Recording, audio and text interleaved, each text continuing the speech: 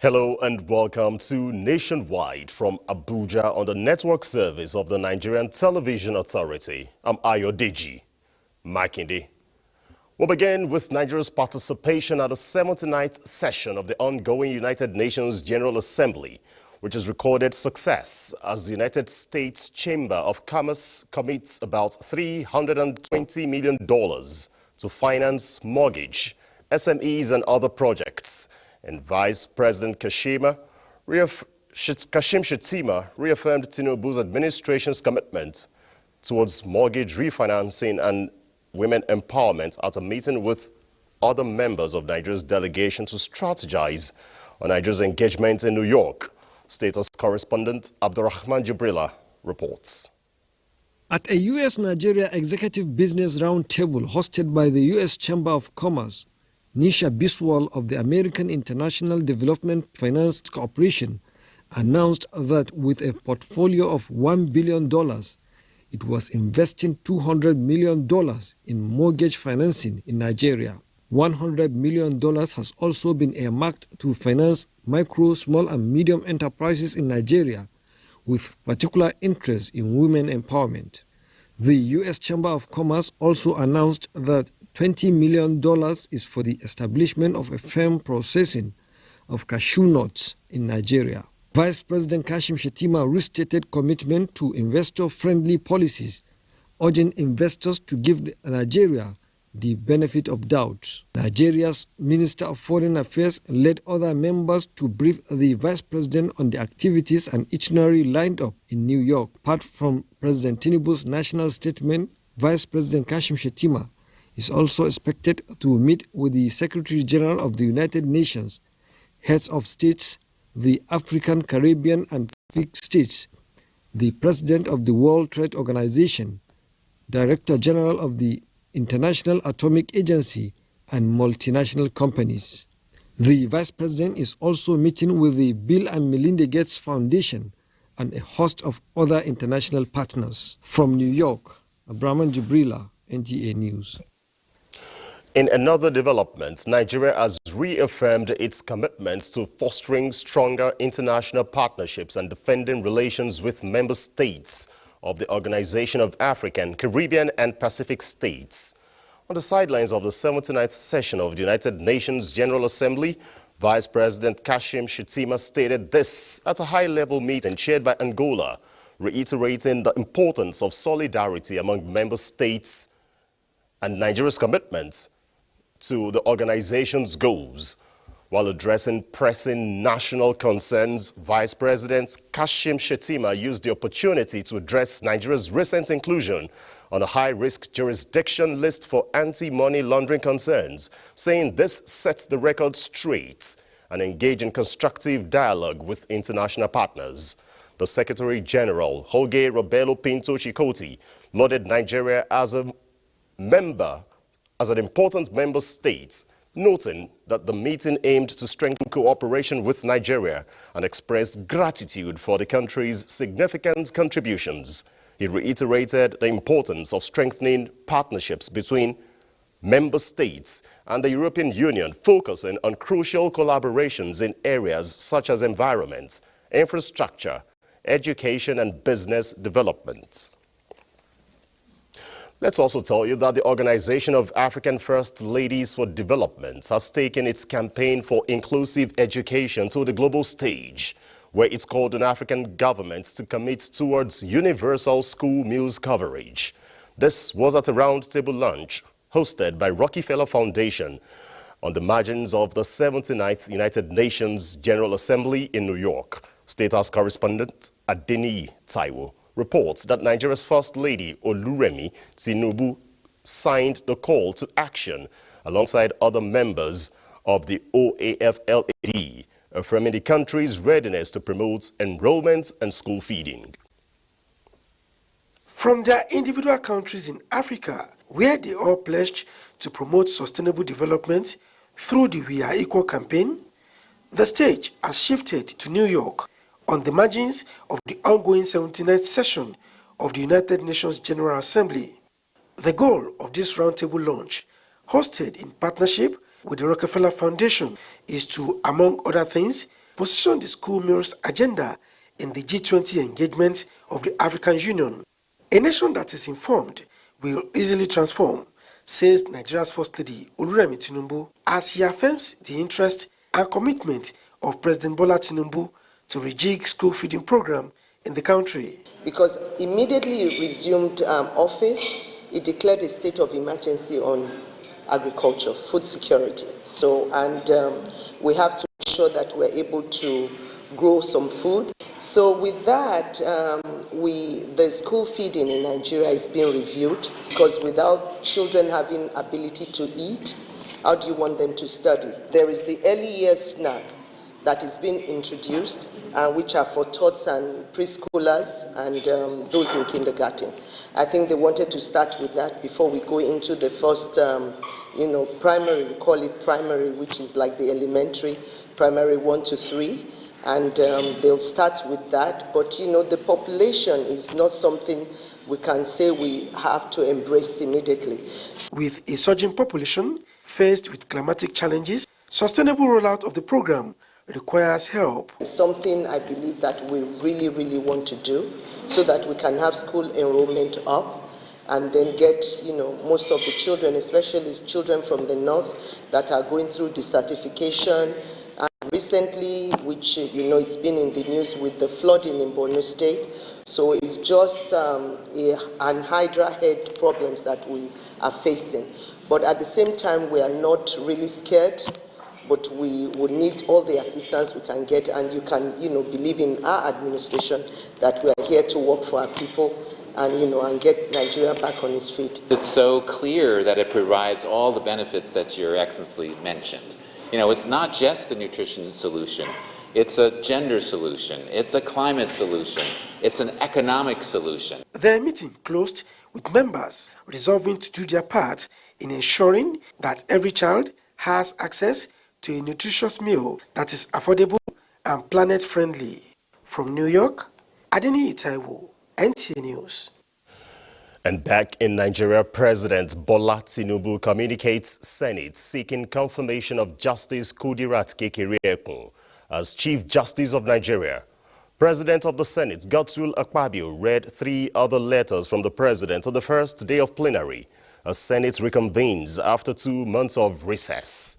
The President also seeks confirmation of National Coordinator of the National Social Investment Agency and 21 other appointees as commissioners for the Revenue Mobilization, Allocation and Fiscal Commission to fill existing vacancies. President Tinubu also, through a letter, notified the Senate of his decision to withhold assent to Legislative Staff Retirement Age Bill, which made provisions to increase their age to 65 for retirements for some categories of staff of the National Assembly and legislative houses across the country. Meanwhile, President of the Senate, in his address welcoming the Senate from recess, urges his colleagues to inspire hope in the hearts of Nigerians by reminding them that their dreams are valid and aspirations achievable.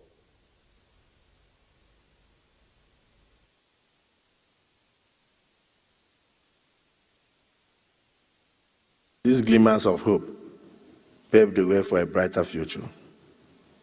The hard-won gains must not overshadow the pressing issues that still loom large before us. We must, as senators, prioritize the issues of security of our great nation. As is the legislator's tradition, items slated for considerations were stepped down to honor late Senator Ifeanyi Uba, representing Anambra South, who died in July during the annual recess. Also, President Bola Tinubu has transmitted an additional 2024 supplementary budget proposal for the Federal Capital Territory to the House of Representatives for consideration and passage by lawmakers. Upon resumption, the Green Chamber also adjourned plenary after an abridged session to honor the memory of late Senator Ifeanyi Uba. National Assembly correspondent Mitairi Ikpen reports.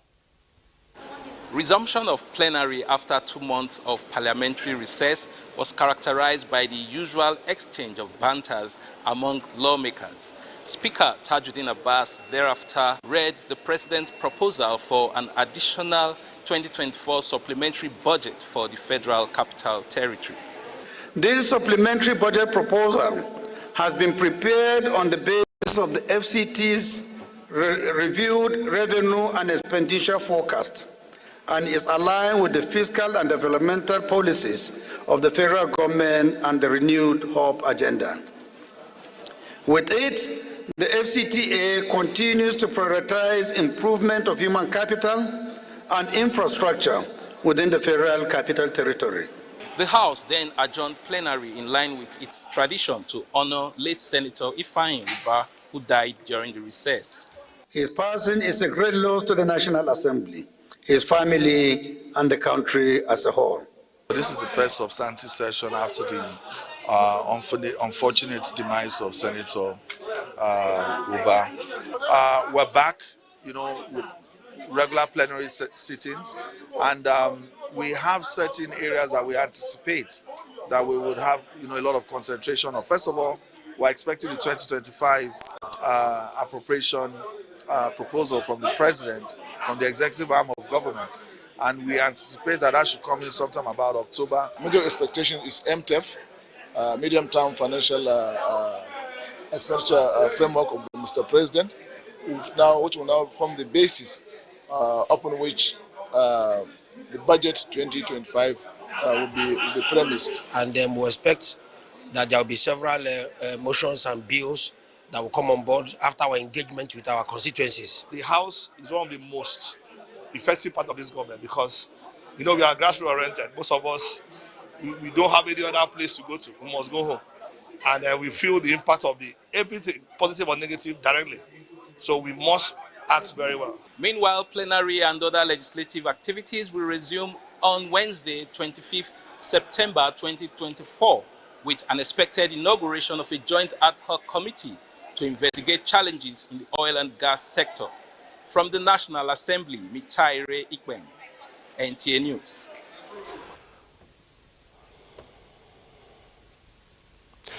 Six suspects are in the custody of the police for allegedly being in possession of firearms of different make, a number of beavers machines and voter cards during the just concluded Edo governorship election.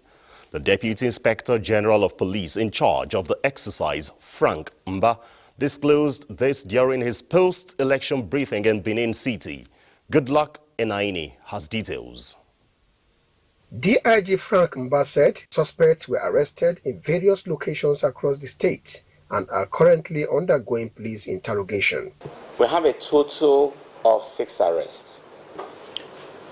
That's a summary. We expect this number to shoot up in the course of investigations because we expect that there will be accomplices. There will be people who aided, who abetted, who procured, who facilitated, who sponsored these suspects who were arrested.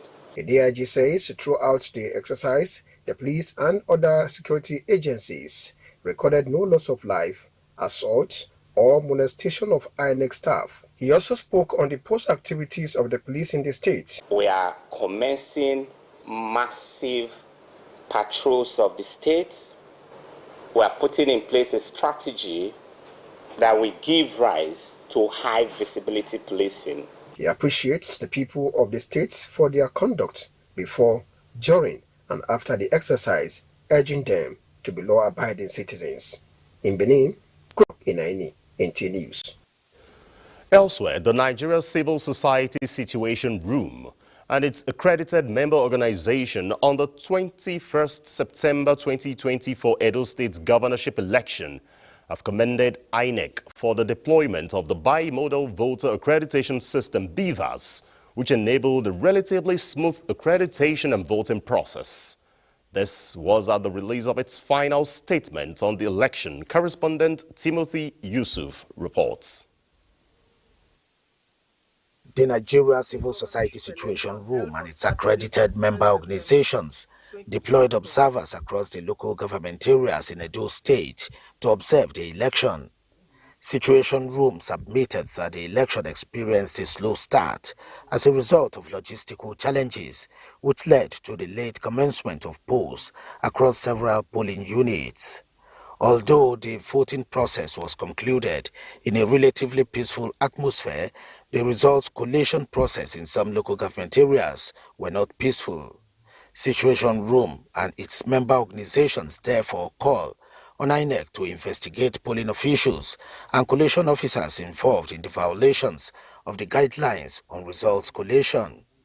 The statement called on INEC to invoke its powers under Section 65 of the Electoral Act 2022 to review any declarations and returns where results were not declared voluntarily or violated provisions of the Electoral Act and INEC regulations and guidelines. Situation Room also called on security agencies to keep up providing updates on the prosecution of those arrested during the elections and information on the disciplinary steps taken against its officers who enabled any form of election malpractice. Timothy Yusuf, NTA News. The federal government has commended the National Media Complaints Commission, the Nigerian Media Ombudsman, for its impartial and thorough investigation, which found Daily Trust's report on the Samoa Agreement to be inaccurate, misleading, and not in line with the Code of Ethics for Nigerian journalists. The federal government has equally commended the recommendations made by the NMCC, including the directive to Daily Trust to issue a public apology for its false report on the Samoa Agreement and take measures to prevent future occurrence. In a statement, Special Assistant on Media to the Information Minister, Rabiu Ibrahim, says the ruling serves as a testament to the importance of journalistic integrity and accountability and a reminder of the crucial role the media plays in shaping public perception through truthfulness and accurate reportage. The public, he notes, expects that news outlets will adhere strictly to professional ethics and conduct by ensuring that their reportage is factual, fair and balanced to avoid injurious reporting such as the one done by Daily Trusts, and it could be effectively avoided.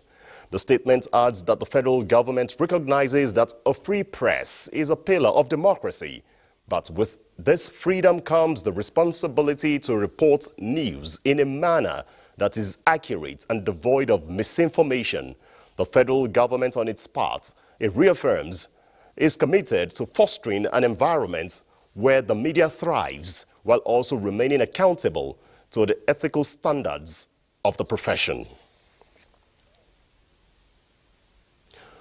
More than 5.3 million poor and vulnerable Nigerians have benefited from the Nigeria Community Action for Resilience Economic Stimulus (NG Cares) program. The National Coordinator, NG Cares, Abdul Karim Obaje, disclosed this at a peer learning and experience sharing engagement in Sokoto. Dalhatu Abdullahi has the details. The NG Cares program is a federal government initiative supported by the World Bank and championed by state governments toward addressing the challenges and shocks created by the COVID-19 pandemic. The peer learning and experience sharing event in Sokoto brought together participants from 7 states in northwest Nigeria and FCT. $834 million has been the result produced. What do you mean by result produced? state government have invested their own resources and they have produced results. What they have been reimbursed by the World Bank is $645 million. For me, that's already spectacular. And all this money goes directly to helping the poor and vulnerable. NGK's officials from Sokoto and Zamfara states briefed participants on the impact of the program in reducing poverty and ensuring food security. Sokoto State, Fadama has received, from the beginning of this program to now, we have received up to about 15 to 16 billion naira. The impact of the NGK's program in Zamfara State is widespread. It is felt in almost all the communities. No wonder Zamfara is the best performing state under the NGK's program. FCT chairman of NGKs and other stakeholders expresses the hope that the engagement will further enhance the implementation of the various NGKs interventions. The event featured exhibition of items and products produced by beneficiaries of NGK's program. In Sokoto, Dalhatu Abdullahi, NTA News. We now cross over to Sokoto, where Usman Mohammed Binji will be giving us information concerning takeaways from the interactive session that drew stakeholders from Sokoto and Kebbi states. Usman? Good evening. You are welcome to Sokoto, the seat of the Caliphate. Of course, the Nigeria Community Action for Resilience and Economic Stimulus, that is NGKS, is a $750 million program initiated by federal government and supported by World Bank, and is being championed by all the 36 states of the Federation and FCT. The aim initially, and of course up to now, is to cushion the effects of COVID-19 pandemic. Considering how COVID-19 pandemic ravaged households, that is why it informs the decision of the federal government to come out with a program, and is being implemented from 2021 up to date. Now, the peer learning and experience sharing event organized by NGKs and held in Sokoto brought together participants from across 7 states of the Northwest Nigeria and FCT. During the event, of course, a lot was discussed, especially the achievements and challenges of the program. It was also a time when the national coordinator of the program, Abdulkarim Obaji, highlights the achievements so far and what they intend to do. He says that the federal government has written to World Bank with a view to getting another additional grant of $500 million. And he expressed optimism that the grant will be gotten. The aim, he said, is to ensure that the program is sustained. Of course, during the event, success story of the NGKS program was what dominated the discussion. I can recall vividly the officials from Zamfara State and Sokoto State highlights, of course, how the program impacted positively on the lives of their people, especially in the areas of education, food security, and a host of others.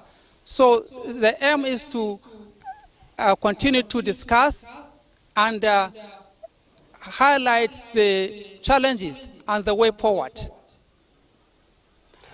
Usman, I like to... During the event also, there was an exhibition of products. Oh, great. Surely, Usman, I'd like to appreciate you for your contribution from Sokoto on the impact of NGK's program out there in the seat of the Caliphate and also Kebbi State. Thanks once again for your contribution.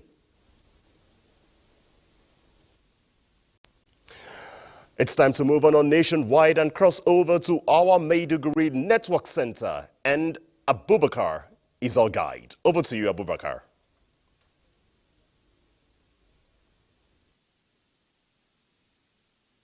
Thank you for joining us.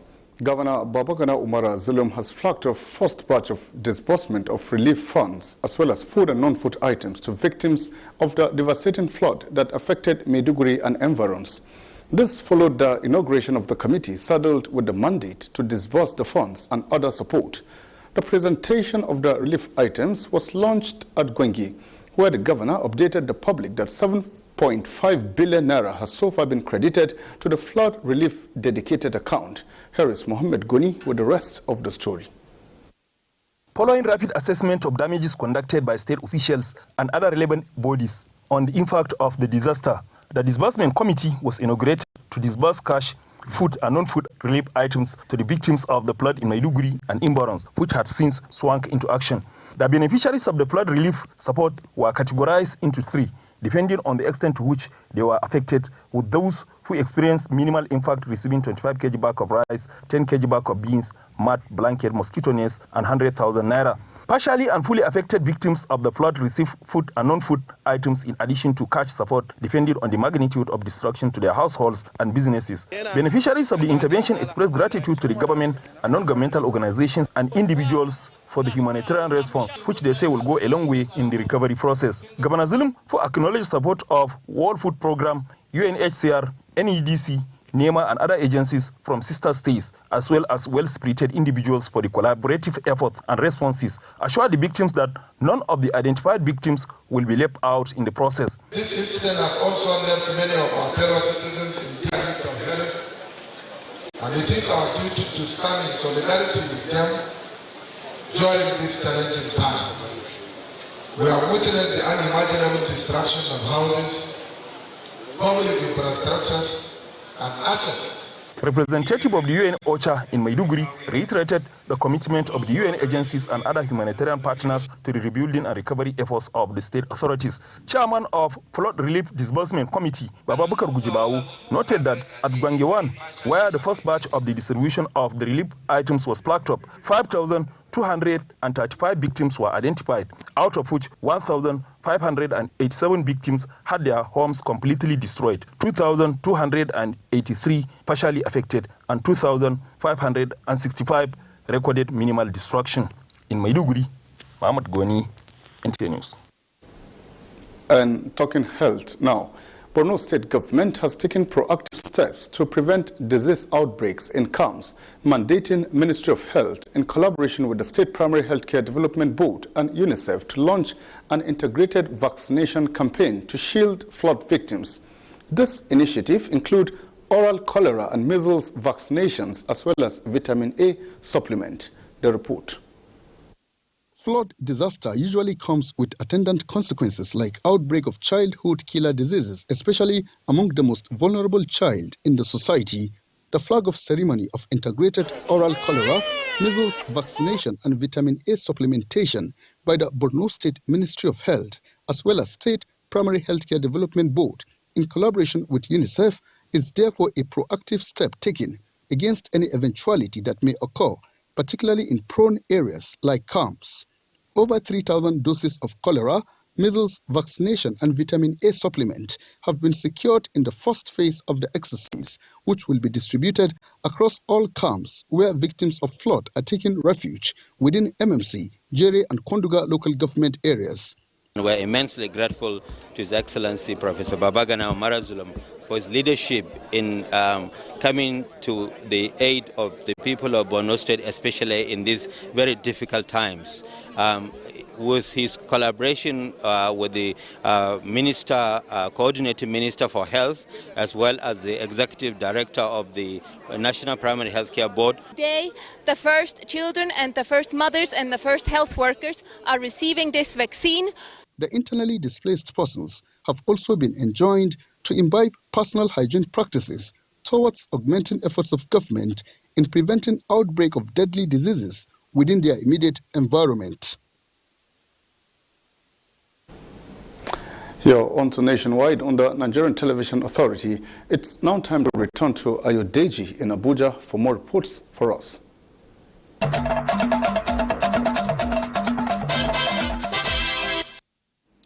Thanks for being there. The Central Bank of Nigeria, CBN, has decided to further tighten interest rates by 50 basis points to 27.25% from 26.75% to safeguard price stability gains achieved. Correspondent Musa Abubakar reports that the Central Bank Governor Olayemi Cardoso disclosed the position of the Monetary Policy Committee at the end of its meeting in Abuja.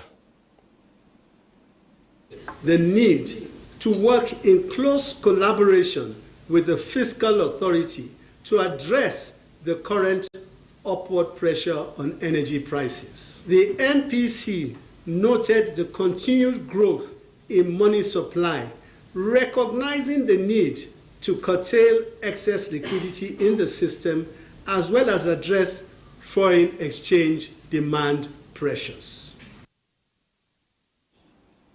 The committee adjusted asymmetric corridor to plus 500 and minus 100 basis points, raised cash reserve ratio by 50 basis points to 50% from 45% for deposit money banks and 16% for merchant banks.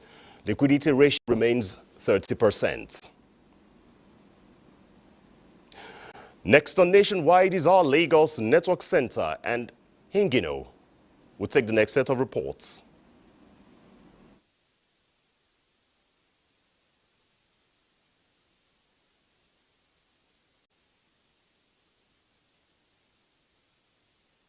Thank you, Ayo, and welcome to Lagos. For the novel Executive Order 5 set in motion 7 years ago by the federal government and still subsisting to become one of the pillars holding the nation's economic architectural structure, Nigerians need to come to terms with the fact that economic development is with sincerity of purpose and that they are the only catalyst needed to speed up economic growth of the nation.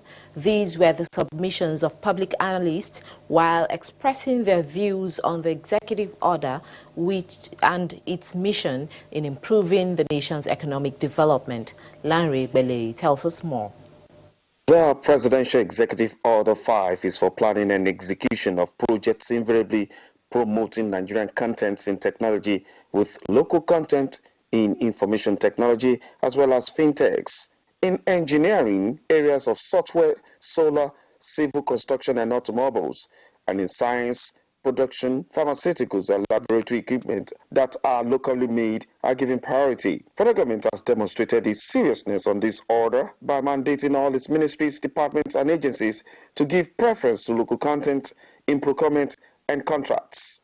While giving thumbs up to this step by the federal government, public analysts are convinced that the executive order should not be limited to MDAs alone, but government institutions at all levels. The idea is to stimulate the economy because every time you buy a foreign product, you are putting your people out of job and you are employing some other people. Because, of course, when you produce and the warehouse is filled to the brim and nobody is buying, production will slow down. Because by the time we begin to patronize, there will be employment, there will be revenue generation, there will be capacity building for the companies. Is going to help us to defend the value of the local currency. Because by the time we start supporting made in Nigeria motor vehicle, it means we are going to reduce the quantum of cash that will be imported into our economy. They stated further that key to achieving self-reliance and sufficiency through local content development also hinges on the level of patriotism of the people, and government agencies needs to be up and doing, coupled with the civil societies that seek to promote the national pride. In Lagos, Lanre Bele, NTA News. Nigeria's telecom sector, which is unarguably the biggest in Africa, can be a catalyst for the much-needed economic transformation if deliberate actions are taken to increase local content in the telecom industry. Industry stakeholders say with Nigerian youths having requisite tech skills and being given more opportunities, unemployment and expatriate control of the industry will be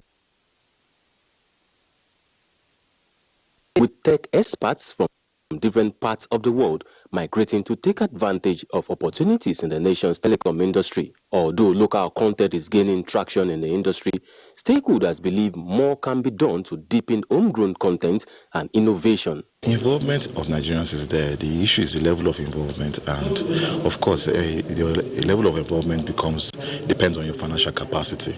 So I think that's where the real challenge is in terms of local content. But the issue is that, like we have in the oil and gas, there are policies that may be put in place to encourage and stimulate local participation and local investment in the oil and gas sector. And the same thing needs to be done in the telecom sector. We could have small startups, set up networks to their local communities. We could have more inputs to telemedicine and bringing medical. So you could really have the small players come in. But getting them involved has to be intentional. There has to be some intention on that in supporting entrepreneurial endeavors by startups, by supporting hackathons, competition. Tell them, okay, how can we do this? And just challenge the young ones.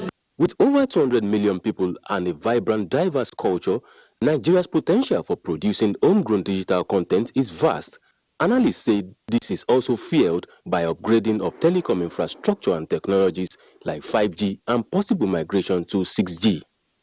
The consensus of industry players is that the need to adopt policies that will encourage local content, especially now that the countries are harnessing the potential of digital economy, should be prioritized.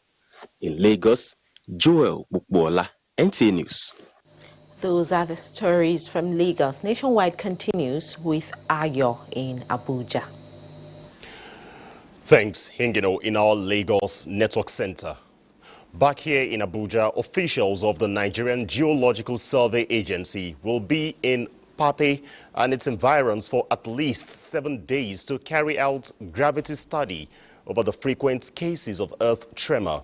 Mayor Ogede reports.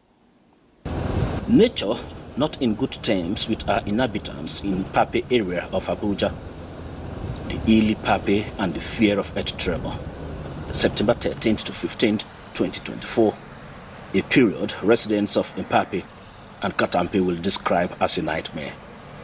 No thanks to earth tremor. Shake the bulb, the whole house, even the windows, even TV like say it fall down.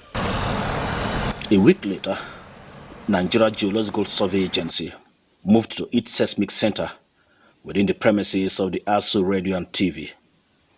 The gravity reading obtained, then visit to the Mpape Council of Chiefs. The Director General, Nigeria Geological Survey Agency, assures the people no cause for alarm. But let there be no further alarm from earth tremor, the chiefs pleaded. So, officials armed with their equipment deployed for 7-day gravity study from Mpape to part of Kaduna State. We hope that by the time we finish our work, we should be able to come out with more information about the seismic signals around this area or even within FCT as a whole. The earth is calm for now, and the people pray for permanent calmness as the Nigeria Geological Survey Agency commences underground investigation. Mayor Ogede, NTA News.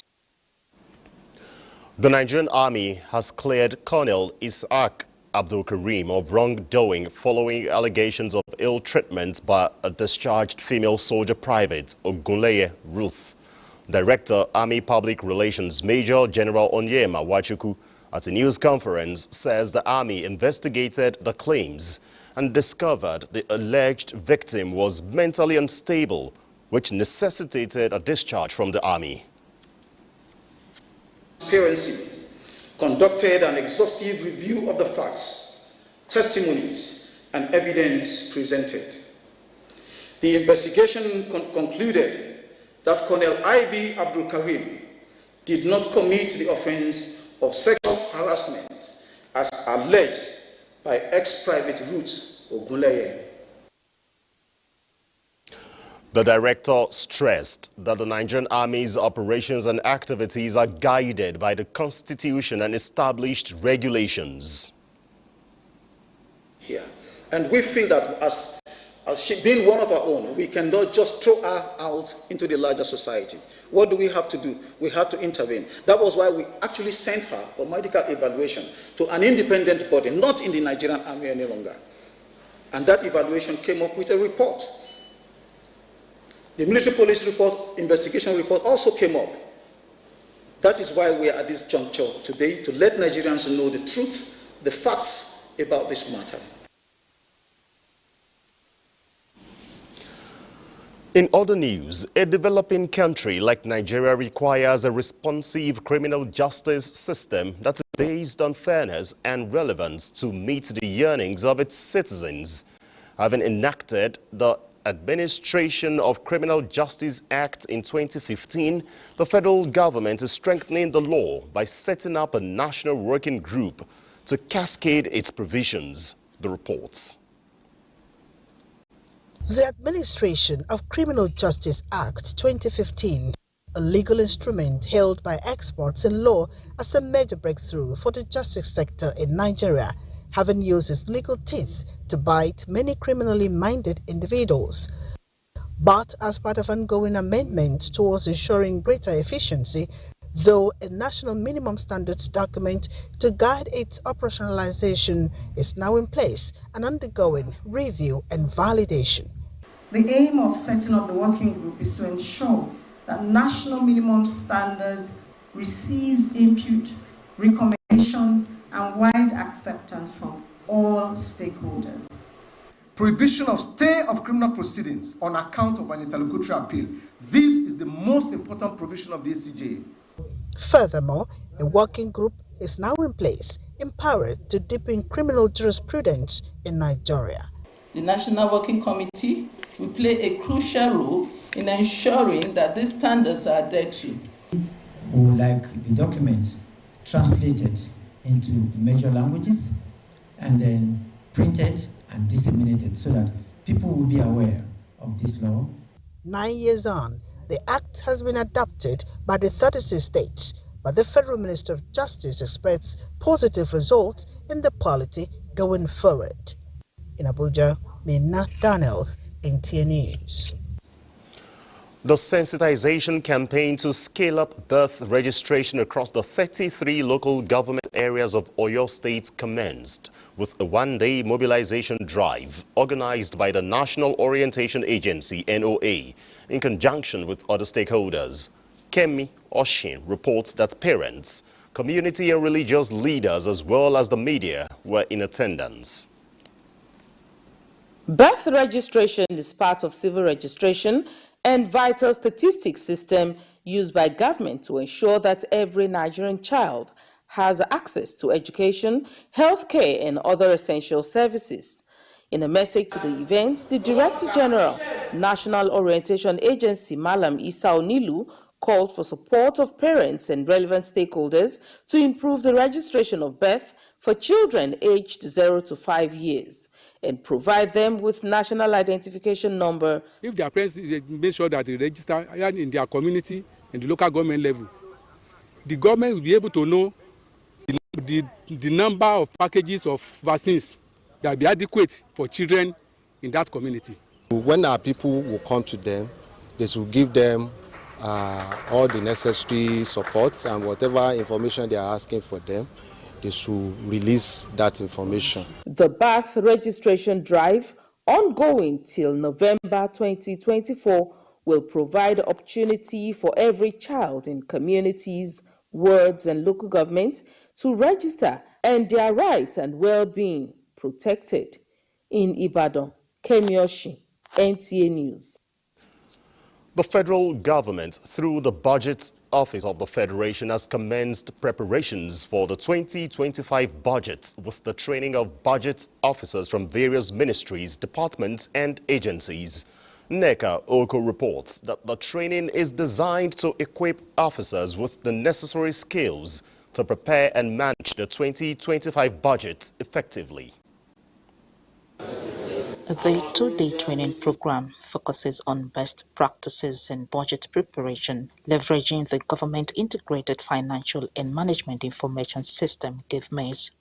According to the Director General of the Budget Office of the Federation, this initiative goes beyond technology adoption, but aims to empower budget officers to champion fiscal reforms and discipline that align with national priorities. Our executive budget proposals must be coherent and purpose-driven, embodying the government's vision for security and development. Together, we can ensure that our budget proposals for 2025 are not only robust and focused, but also aligned with our national priorities. For Pius Okwa of the National Mathematical Center and other participants, Budget preparation used to trigger feelings of frustration and anxiety. Now with GiveMaze, it is a smooth sail. Previously, when the process was very manual, 100%, used to be very cumbersome, I must say. But since the introduction of GiveMaze, it has really made things faster and easier. It has helped the workers to also know the difference between just doing budget without GiveMaze and going into GiveMaze. So that's why we are here, for more impartation of knowledge concerning the GiveMaze process. GiveMaze is an IT-based system designed to improve public expenditure management processes, enhance accountability and transparency across ministries and agencies. Nekauko, NTA News. Sokoto is next on Nationwide, and Asmao is our guide.